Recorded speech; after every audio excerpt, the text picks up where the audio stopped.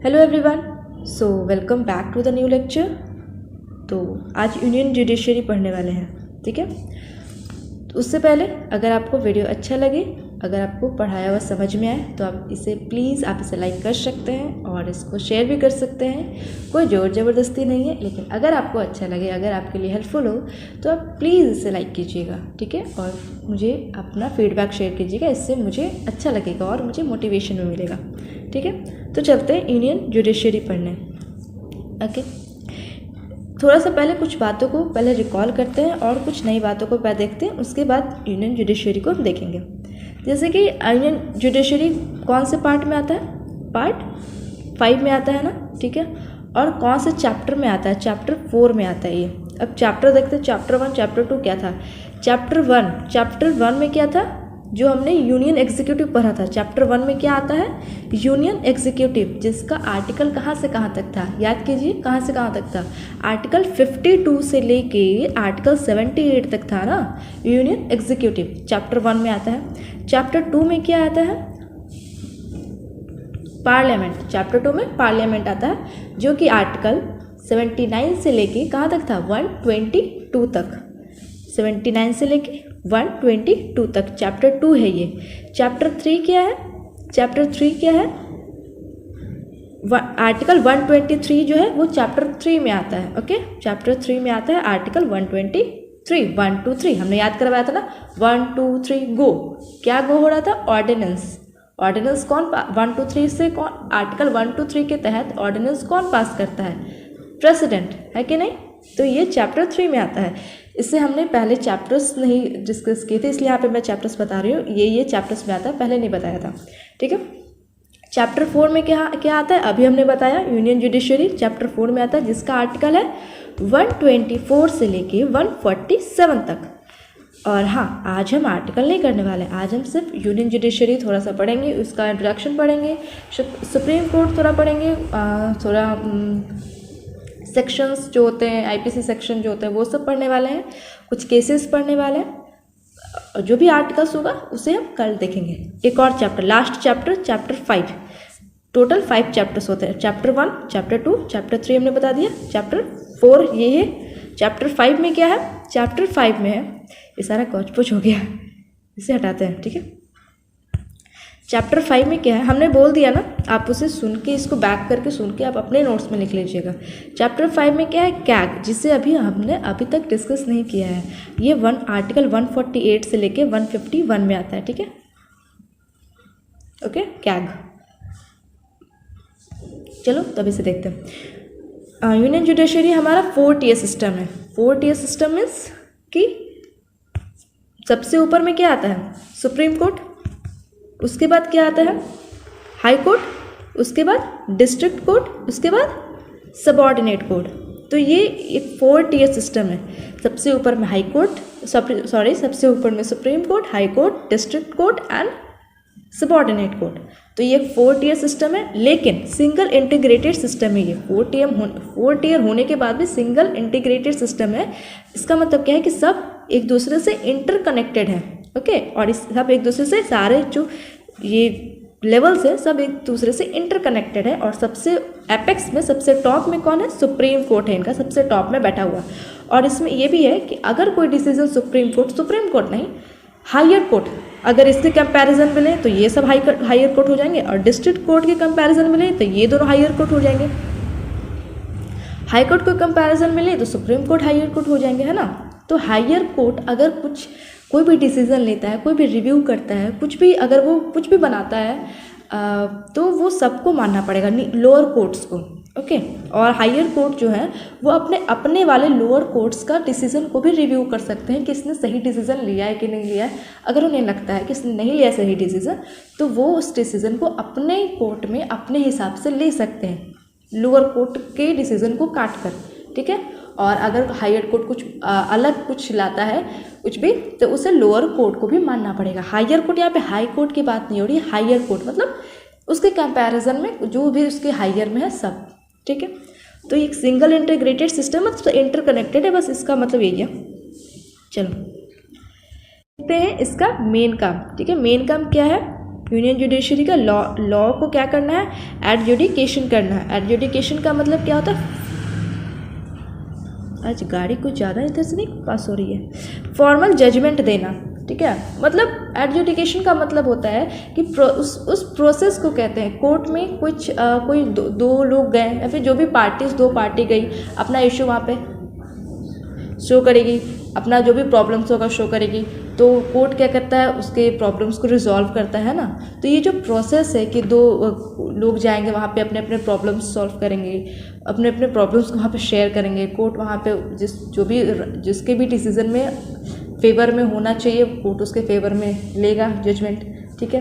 तो बस वो जो रिजॉल्व करते हैं, बस उस प्रोसेस को एडजुडिकेशन कहते हैं। तो मेन काम इनका यही है, ओके।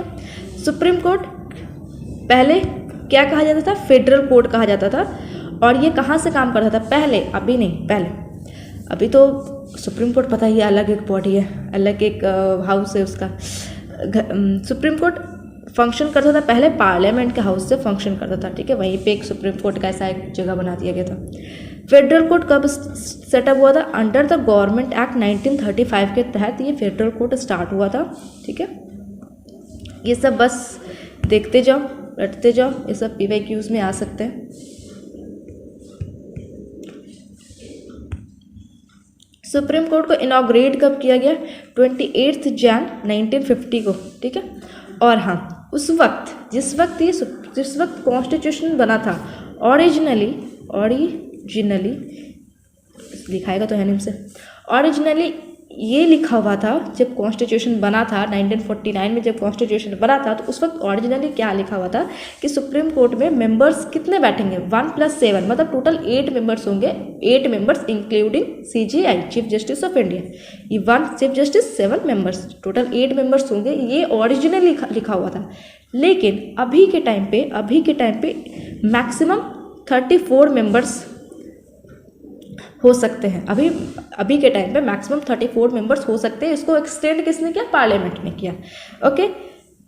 मैक्सिमम इतने हो सकते हैं, 1+33, total 34, including chief justice of India.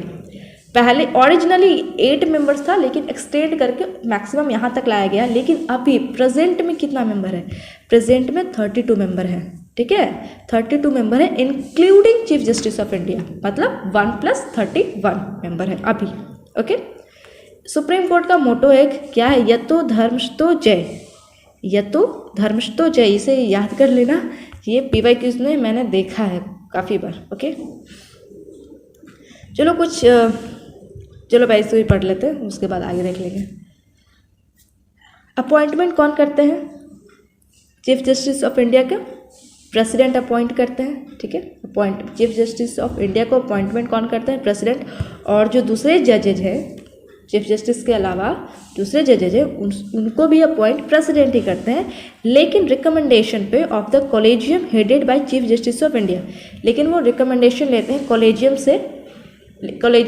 Collegium एक ग्रुप की तरह मान लो, तो उनसे वो रिकमेंडेशन लेते हैं, और उस ग्रुप का हेड कौन होता है, चीफ जस्टिस ऑफ इंडिया। अब ये कॉलेजियम क्या होता है, चलो समझते हैं कॉलेजियम क्या होता है। कोई खाली पेज नहीं है क्या, चलो यहाँ पे देखते हैं। तो फिर देखो समझते हैं कॉलेजियम सिस्टम क्या होता है, कॉलेजियम सिस्टम, ठीक है। कॉलेजियम सिस्टम, इसके कॉलेजियम सिस्टम से क्या होता है कि इससे अपॉइंट किया जाता है और ट्रांसफ़र किया जाता है जज को। जज का अपॉइंटमेंट और जो भी ट्रांसफ़र होता है जज का, वो इस सिस्टम के ही थ्रू होता है। कॉलेजियम सिस्टम में ना 3 जज केस सीरीज़ आए थे, उसको 3 जज केस सीरीज़ कहते हैं। तो जो फर्स्ट जज केस आया था, फर्स्ट जज केस वो आया था, यहाँ पे क्या था, प्रेसिडेंट लिखो, यहाँ पे चीफ जस्टिस ऑफ इंडिया जी लिखो। तो इसमें क्या था फर्स्ट जज केस में कि प्रेसिडेंट ऑफ इंडिया को चीफ जस्टिस ऑफ इंडिया से एडवाइस लेना पड़ेगा। जब भी उनको जजेस को अपॉइंट करना होगा तो प्रेसिडेंट को एडवाइस लेना पड़ेगा। लेकिन इसमें क्या था कि जो भी advice chief justice of India देंगे वो प्रेसिडेंट पे बाइंडिंग नहीं होगी, वो मान भी सकते हैं और नहीं भी मान सकते हैं। ये पहले जज केस में हुआ था। सेकंड जज केस में क्या हुआ था, छोटे छोटे लिखो फिर ऐसा।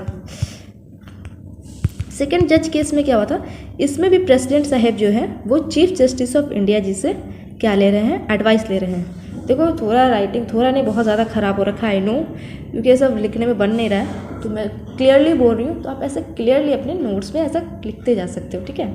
तो यहाँ पे भी प्रेसिडेंट साहब जो है चीफ जस्टिस ऑफ इंडिया जी से एडवाइस ले रहे हैं, लेकिन यहाँ पे डिफरेंस क्या है कि यहाँ पे क्या है, एडवाइस बाइंडिंग है। यहाँ पे चीफ जस्टिस ऑफ इंडिया जो भी एडवाइस देंगे वो प्रेसिडेंट पे बाइंडिंग होगी, उन्हें मानना पड़ेगा। और हाँ, एक बात और है, यहाँ पे चीफ जस्टिस ऑफ इंडिया जो है CJI बोलती हूँ मैं, ठीक है। यहाँ पे CJI जो है वो अकेले नहीं कर रहे, ये अलग से 2 भैया और हैं, तुम ऊपर जाओ, अलग से 2 भैया और हैं, इनसे ये बात करेंगे, इनसे भी पूछेंगे और उसके बाद इनको एडवाइस देंगे। मतलब ओवरऑल इसमें 3 मेंबर हो गए, चीफ जस्टिस ऑफ इंडिया और 2 अलग मेंबर। थर्ड जज केस में क्या हुआ था, इसमें भी सेम प्रेसिडेंट जी को chief justice of India CJI से एडवाइस देनी पड़ेगी, ठीक है।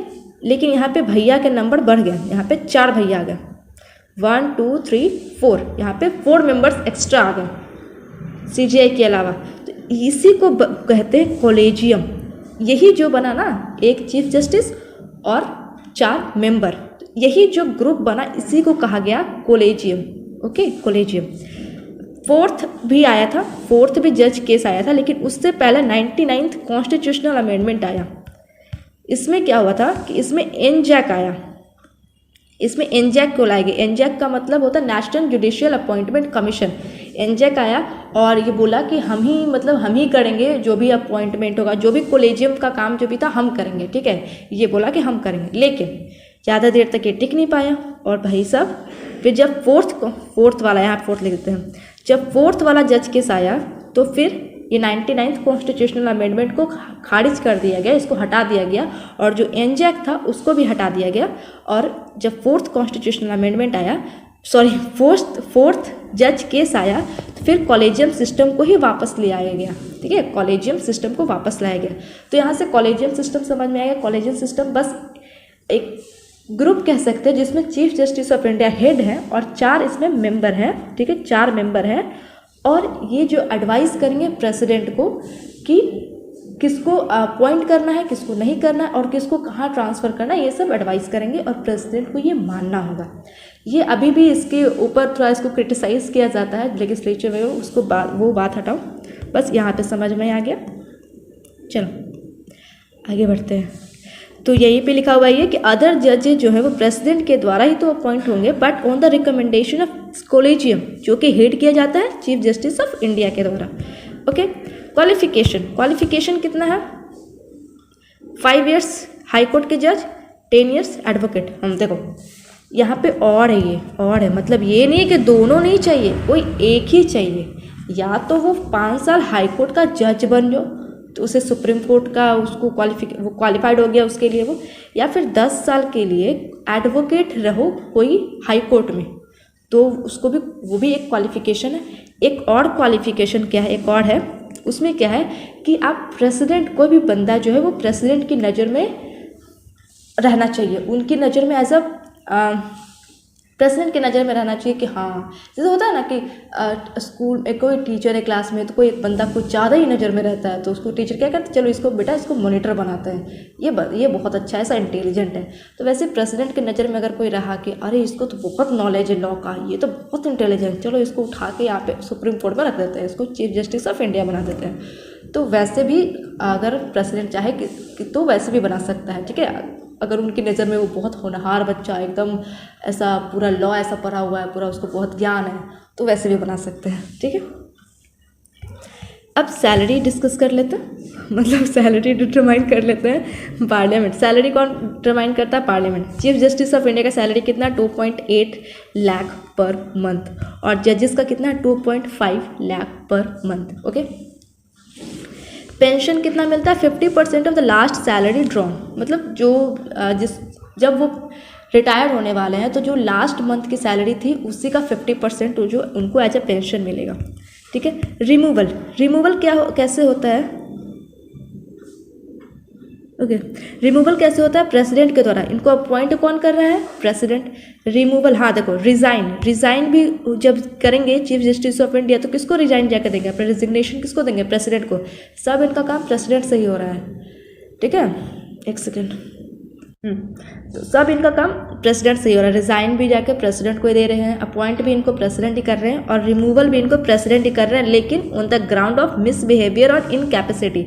ग्राउंड ऑफ मिसबिहेवियर का मतलब क्या होता है कि अगर वो कुछ ऐसा गलत काम कर रहे हैं, कोई गलत काम कर रहा हो तो उसको हटा देंगे प्रेसिडेंट, या फिर इनकैपेसिटी हो मतलब वो अपने काम करने लायक सक्षम ना हो तो उसको हटा देंगे।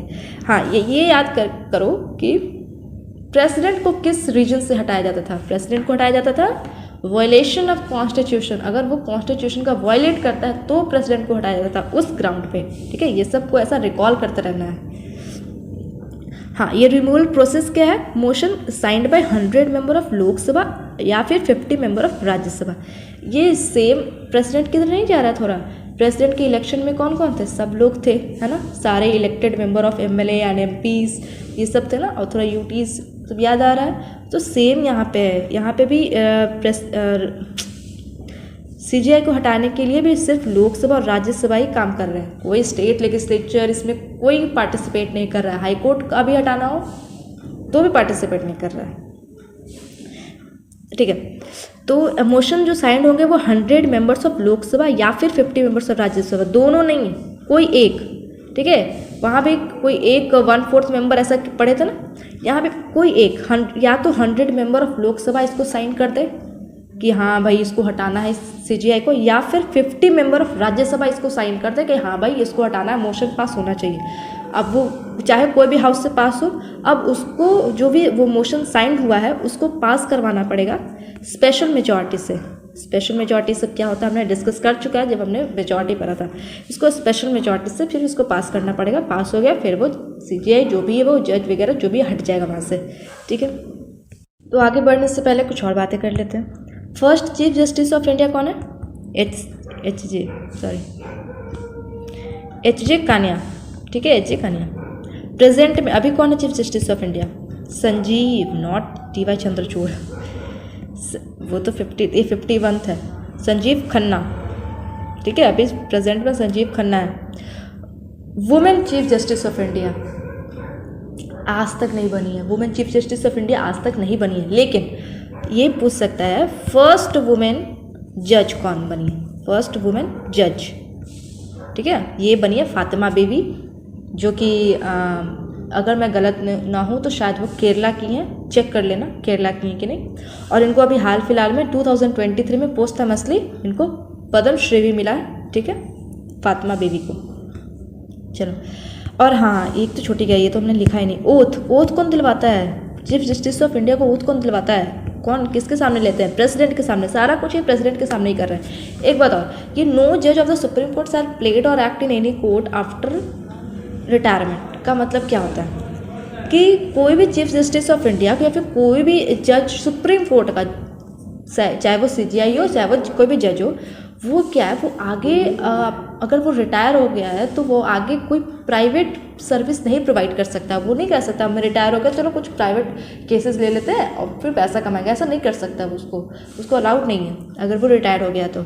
लेकिन ये याद रखो, जब हमने अटॉर्नी जनरल बताया था तो इसमें क्या बोला था कि वो कर सकते हैं, उनको मर्जी है, वो अपना जब वो जॉब कर रहे हैं ना, जब वो अपने कार्यकाल में उस वक्त भी वो अपना प्राइवेट केसेस अपना वो ले सकते हैं और लड़ सकते हैं वो केसेस। ठीक है, अटॉर्नी जनरल में अलाउड है, लेकिन जज ऑफ द सुप्रीम कोर्ट में ये अलाउड नहीं है कि तुम रिटायरमेंट के बाद या फिर अपने टाइम पीरियड में ही तुम कोई प्राइवेट सर्विस प्रोवाइड कर सकते हो। ठीक है, ये हो गया। Law commission of India. Law commission of India एक एडवाइजरी बॉडी है to law ministry. Law commission of India एक कॉन्स्टिट्यूशनल बॉडी नहीं है।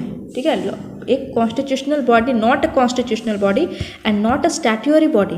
स्टैट्यूअरी बॉडी क्या होती है कि जो क्रिएट की जाती है एक एक्ट के थ्रू, पार्लियामेंट के एक्ट के थ्रू क्रिएट की जाती है, वो होती है स्टैट्यूअरी बॉडी और उसके पास कुछ लीगल पावर्स होते हैं। लेकिन अगर कोई स्टैट्यूअरी बॉडी नहीं है, इसका मतलब वो कोई एक्ट के थ्रू नहीं क्रिएट किया गया, कोई एक्ट नहीं है, उसे बस बना दिया गया और उसके पास कोई लीगल पावर नहीं है, वो उसके पास सिर्फ एक एडवाइजरी पावर है, वो सिर्फ एडवाइज कर सकता है। तो लॉ कमीशन ऑफ इंडिया क्या है? एक स्टैट्यूअरी बॉडी है। ठीक है, सॉरी नहीं है statutory body, sorry. Law commission of India क्या है कि नॉट अ स्टैट्यूअरी बॉडी, मतलब उसके पास कोई लीगल पावर नहीं है, वो सिर्फ एडवाइस कर सकता है, और ना ही वो कोई एक कॉन्स्टिट्यूशनल बॉडी है। ठीक है, अभी recently 23rd law commission of India आया था, सैंक्शन किया गया था अभी रिसेंटली 2024 में किया गया था, 1 सितंबर, हाँ 1 सितंबर 2024 में किया गया था। और इसको ये 3 साल के लिए लगता है एक बार में, तो अगस्त 2047 तक रहेगा। क्या बोल रही हूँ मैं, 27 तक रहेगा, 2027 तक रहेगा। ठीक है, 3 साल के लिए इसका कार्यकाल रहता है। और इसका काम क्या होता है लॉ कमीशन ऑफ इंडिया का, कि कोई भी लॉज जो है वो ऑब्सोलीट हो गया, मतलब अब यूज़ में नहीं है, तो उसको वो हटाएगा, या फिर कुछ रिसर्च करेगा, कोई एडवाइस करेगा, या फिर कुछ अमेंडमेंट करना, बस वो एक एडवाइस की तरह काम करेगा कि अच्छा ये अमेंडमेंट आना चाहिए, तो वैसे एडवाइस करेगा। या फिर कुछ ऐसा लॉज है जो बेकार हो चुका है तो उसको एडवाइस करेगा, या फिर किसी लॉ को ऐसा उसको अपडेट करना है तो वो उसमें एडवाइस करेगा। इसमें बस कुछ काम वाम ऐसा कुछ एडवाइस भी काम वो करेगा। ठीक है, और ये लॉ कमीशन ऑफ इंडिया इसको सैंक्शन कौन करता है, प्रेसिडेंट करते हैं। अभी रिसेंटली किया गया 23rd द्रौपदी मुर्मू जी के द्वारा, सितंबर 2024 से लेकर अगस्त 2027 तक। ज़्यादा इम्पोर्टेंट है नहीं वैसे। ठीक है, अब देखते हैं PIL, public interest litigation. Public interest litigation इसमें क्या है कि कोई भी मेंबर पब्लिक का जाके यहाँ पे फाइल कर सकता है, कोई भी इशू, कोई भी प्रॉब्लम्स वहाँ पर जाके फाइल कर सकता है। ठीक है, सुप्रीम कोर्ट में कर सकता है या फिर कोई भी स्टेट के हाई कोर्ट में कर सकता है।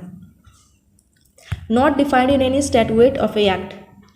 PIL क्या है, कोई एक लॉ नहीं है, कोई स्पेसिफिक लॉ नहीं है। ठीक है, ये कोई डिफाइंड ऐसा लॉ में नहीं लिखा हुआ है कि PIL होनी चाहिए, सिर्फ सुप्रीम कोर्ट ने बस इसे लाया है। और नहीं, हाँ, और PIL के थ्रू कोर्ट क्या है वो सुओ मोटो ऑर्डर कर सकते हैं। सुओ मोटो क्या होता है कि देखो ऐसी सिचुएशन, कभी ऐसी सिचुएशन आएगी जहाँ पे फंडामेंटल राइट को बहुत वायलेट किया जाएगा ऐसा, और उसमें लार्ज पब्लिक डिमांड रहेंगी कि यहाँ पे हमें फंडामेंटल राइट को हमें बचाना है। तो वहाँ पे अगर कोई जाके फाइल नहीं किया है, कोई पिटिशन फाइल अगर नहीं भी किया है जाके कोर्ट में, फिर भी कोर्ट जो है उस मुद्दे पे काम करेगी, उस मुद्दे को देखेगी। ठीक है, कोई पिटिशन नहीं फाइल किया फिर भी कोर्ट उस मुद्दे को अपने कोर्ट में लाएगी और उस पर काम करेगी।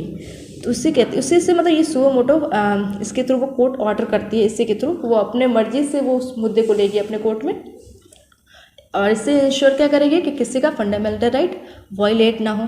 जैसे कि कोविड-19 हुआ था तो उस वक्त भी सुओ मोटो पास किया गया था। दिल्ली का जो पॉल्यूशन अभी है उसमें भी थोड़ा ना कोई जाके ऐसा पिटीशन फाइल किया है, उसमें लोगों का, जनता का उसने देखा कोर्ट ने कि ये फंडामेंटल राइट को वायलेट कर रहा है और हमें इस टॉपिक को लेना चाहिए, उससे बात करना चाहिए। ठीक है, इस पर अपना ज्यूरिडिक्शन जो भी उसको पास करना चाहिए। तो सुओ मोटो पास किया सुप्रीम कोर्ट ने, या फिर हाई कोर्ट भी इसको पास कर सकता है। ठीक है, तो यही है सुओ मोटो, यही है। ठीक है, और PIL तो बता ही दिए कि इसमें कोई भी मेंबर जाके ऐसा, कोई भी मेंबर ऑफ पब्लिक का मेंबर जाके ऐसा PIL फाइल कर सकता है। हाँ, लेकिन उसके पास रीज़न होनी चाहिए, कोई रीजनेबल रीज़न होनी चाहिए, ऐसा जाके नहीं कर सकता है। ठीक है, IPC सेक्शन सबको ही पता होगा, मतलब ये IPC सेक्शन ऐसा वर्ड सबको ही पता होगा। चलो इसको देखते हैं, ये भी क्वेश्चंस में आ रखा है एक दो, इसलिए। ठीक है, IPC सेक्शन 124 में सेडिशन, इसमें क्या है कि अगर कोई बोलकर, लिखकर या फिर साइन लैंग्वेज के थ्रू अगर हेट्रेड ओपिनियन को वो अगर फैलाता है गवर्नमेंट के खिलाफ, ठीक है, गवर्नमेंट के खिलाफ, या फिर कोई भी ऐसा, जैसे फ्लैग है हमारा नेशनल फ्लैग, उसको अगर कोई ऐसा फेंक दिया, कुछ उसके साथ ऐसा, मतलब उसको अच्छे से रिस्पेक्ट नहीं किया फ्लैग को, तो वहाँ वो भी एक तरीके से क्या होगा कि गवर्नमेंट को, अपने कॉन्स्टिट्यूशन को ऐसा क्या वायलेट करना होगा, उसको एक हेट्रेड टाइप का ओपिनियन ऐसा शो करना होगा। तो यहाँ पे सेडिशन फाइल किया जाता है इसमें। ठीक है, और इसमें इम्प्रिजमेंट किया जा सकता है फॉर लाइफ के लिए, या फिर 3 साल के लिए इसमें सजा हो सकती है सेडिशन। आर्टिकल, बस इसको इतना याद रखना कि आर्टिकल नहीं, सॉरी, IPC सेक्शन 124 में सेडिशन है। सेडिशन का मतलब कुछ हेट्रेड ओपिनियन को ऐसा खिलाफ, ऐसा हेट्रेड ओपिनियन शो करना गवर्नमेंट के खिलाफ। ठीक है, कुछ ऐसा गलत बोलना, गलत लिखना। ओके, आईपीसी सेक्शन 142 में क्या है, पनिशमेंट फॉर अनलॉफुल असेंबली। कोई अगर अनलॉफुल असेंबली करता है, असेंबली करना नहीं रुका हुआ लेकिन अनलॉफुल करता है, कोई ऐसा वेपन ले लेगा, कुछ ऐसे इस टाइप से कोई अगर लॉफुल असेंबली करता है तो उसके लिए पनिशमेंट है आईपीसी सेक्शन 142 के तहत। आईपीसी सेक्शन 193 में क्या है, फॉल्स एविडेंस बिफोर कोर्ट। अगर कोई कोर्ट के सामने कोई गलत एविडेंस लेके आता है तो उससे भी सज़ा मिलेगी आईपीसी सेक्शन 193 के तहत। आईपीसी सेक्शन 271 में क्या, डिसोबे क्वारंटाइन। अगर कोई क्वारंटाइन को डिसोबे करता है तो उसे 271 के तहत उसे पनिश किया जाएगा। क्वारंटाइन वही जो कोविड में क्वारंटाइन किया गया था वही वाला। 306 में क्या, अबेटमेंट या सुसाइड। अगर कोई सुसाइड को सपोर्ट करता है, सुसाइड करने वाला नहीं, सपोर्ट करने वाला, अगर किसी ने सुसाइड करने वाले को सपोर्ट किया फिर सुसाइड को सपोर्ट करता है तो उस पर 306 सेक्शन लगेगा। आईपीसी सेक्शन 144, इससे इस सेक्शन के थ्रू एम्पावर करता है डीएम को, डिस्ट्रिक्ट मजिस्ट्रेट जो होते हैं, टू प्रोहिबिट करने के लिए 4 लोग या फिर 4 लोग से ज़्यादा जमा बड़ा, मतलब 4 लोग ज़्यादा अगर एक जगह जमा होते हैं कोई एरिया में तो डीएम क्या है, उन 4 लोग अगर कोई जमा हो रहे हैं कोई एरिया में तो डीएम क्या है, उनको उस जमा होने के लिए रोक सकते हैं कि 4 लोग जमा नहीं होंगे इस एरिया में, ऐसा वो इस तरीके से बोल सकते हैं। ठीक है, ये किस केस में कर सकते हैं, ऐसे थोड़ा ना हम जाकर भी 4 लोग अपने दोस्त के साथ बैठ जाएंगे तो सर डीएम हमको आके बोलेगा ये तुमको खरा क्यों, 4 लोग मना किया ना, ऐसा थोड़ा ना कर सकता है वो। अगर कोई प्रोटेस्ट चल रहा हो, कोई वायलेंस चल रहा हो तो इस केस में 4 लोग अगर जमा हो या फिर 4 लोग से ज़्यादा अगर कई जगह जमा हो तो डीएम उसको बोल सकता है कि नहीं होना है 4 लोग जमा, ठीक है, एक साथ। इससे क्या होगा, इससे यही होगा ना, इससे ताकि शांति बनी रहे। ऐसे 4 लोग मिलकर क्या करेंगे, उस प्रोटेस्ट के टाइम पे थोड़ा ना बैठ के गप्पे लड़ा रहे होंगे, वो उसको प्रोटेस्ट को ऐसा भड़का ही रहे होंगे, है ना, तो इसीलिए ये किया जाता है। आईपीसी सेक्शन 377 में क्या, अननेचुरल सेक्स। इसमें क्या है, एलजीबीटीक्यू इसमें आते हैं। एल से होता है लेस्बियन, जी से गे, बी से होता है बाइसेक्सुअल, टी से ट्रांसजेंडर एंड क्यू से क्यूर। लेकिन ये अभी कम्प्लीटली हटा चुका है, ठीक है, सेक्शन 377 कम्प्लीटली रिमूव हो चुका है। और इसमें आते हैं होमोसेक्सुअलिटी जो है, मतलब अगर मेल इंटरकोर्स, अगर मेल साथ में, फीमेल साथ में, तो इसको माना जाता था कि ये जो है against the order of the nature है और इसको एज ए क्रिमिनल, ऐसा क्राइम माना जाता था। अभी इसको हटा चुका है, पूरा कम्प्लीटली हट चुका है, ठीक है।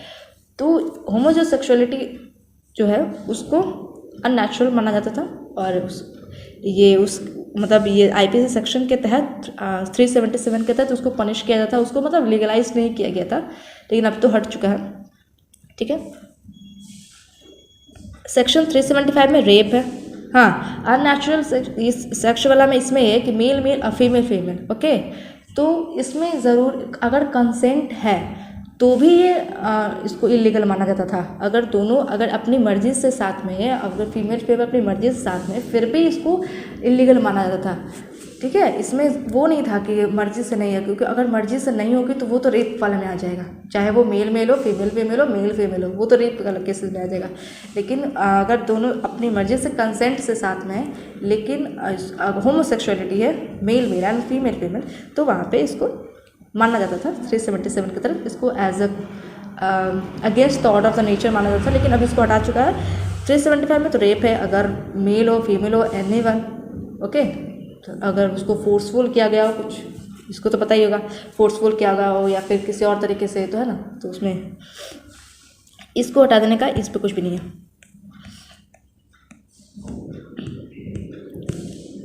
अब देखते हैं, ये लास्ट बच गया है।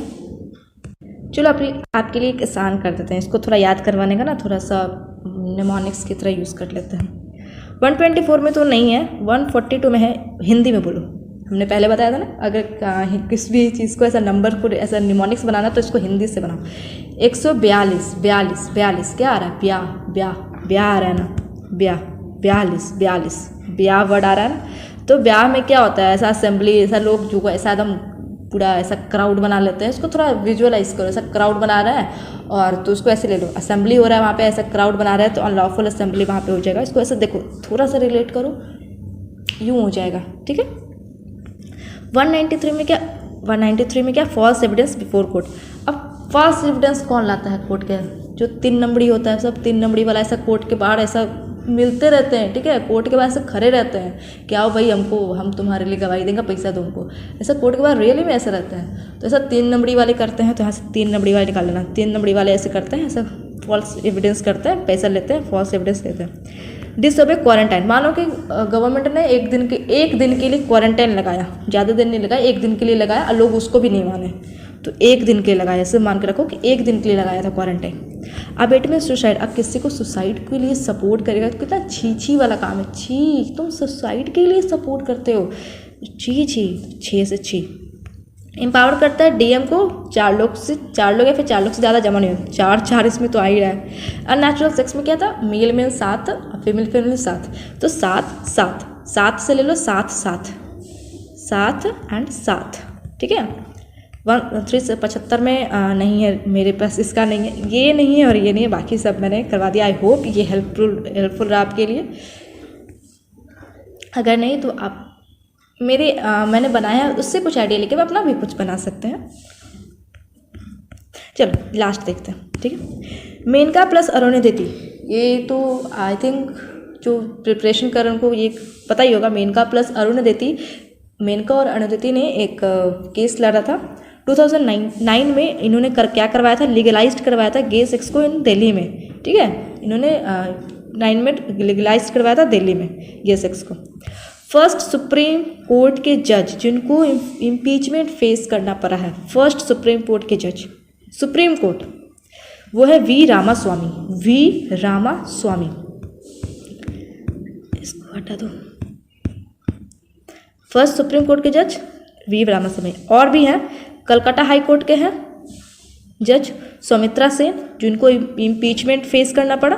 सिक्किम हाई कोर्ट के दिनक राम, इसको याद कैसे कर सकते हो, वी रामास्वामी जिनको इम्पीचमेंट किया गया, सुप्रीम कोर्ट के जज रामास्वामी, इसको ऐसा कर सकते हो, नाम तो राम है लेकिन गलत काम किया तभी तो इम्पीच किया गया, ऐसे कॉन्ट्राडिक्ट कर सकते हो, नाम है राम और गलत काम किया है तभी तो इसको हटाया गया है, ऐसे इसको ऐसा कॉन्ट्राडिक्ट करके याद कर सकते हो, ठीक है। सौमित्रा सेन में नहीं है मेरे पास इसका ट्रिक, या कोई नाम से कर लो, मतलब कोई होगा तो कोई तो जाने पहचाने में होंगे जिनका नाम सुमित होगा, कुछ तो होगा, उनसे कुछ ऐसा रिलेट कर लो, ठीक है। दिनक राम सिक्किम हाई कोर्ट, इनको ऐसे याद कर सकते हो। दिनक, पता दिनक लग जाता है ऐसे दीवारों बोल रही हूँ, ऐसे गेट वगैरह में लकड़ी का ऐसा कुछ रहता है, खिड़की वगैरह, उसमें दिनक लग जाता है। आई होप शायद दिनक उसी में लगता हो, तो दिनक कुछ ऐसा खराब ही चीज़ होता है ना, ऐसा दिनक लगता है, खराब कर देता है, तो इसी को जो दिनक राम जी हैं उनको ऐसा माइंड में दिनक लग गया, खराब हो गए, वो भ्रष्ट हो गए, फिर वो उनको हटा दिया गया, तो ऐसा इसको रिलेट कर सकते हो। चलो आई होप ये ख़त्म हो गया, हाँ ख़त्म हो गया। तो कल हम क्या करने वाले हैं, कल हम इसके आर्टिकल्स करेंगे, ठीक है, सारे आर्टिकल्स को हम देखेंगे एंड इसको ट्रिक से देखने वाले हैं, ठीक है। सारे आर्टिकल्स को हमने पहले भी सारे आर्टिकल्स ट्रिक से करवाया था, सारे आर्टिकल्स को आगे भी आने वाले आर्टिकल्स को हम ट्रिक से ही करने की कोशिश करेंगे, ठीक है, तब आपको याद हो जाए। और अगेन अगर वीडियो पसंद आया हो और अगर समझ में आया हो तो प्लीज़ इसको लाइक कीजिएगा और शेयर भी कीजिएगा और सब्सक्राइब भी कीजिएगा, ठीक है। तब तक के लिए थैंक यू।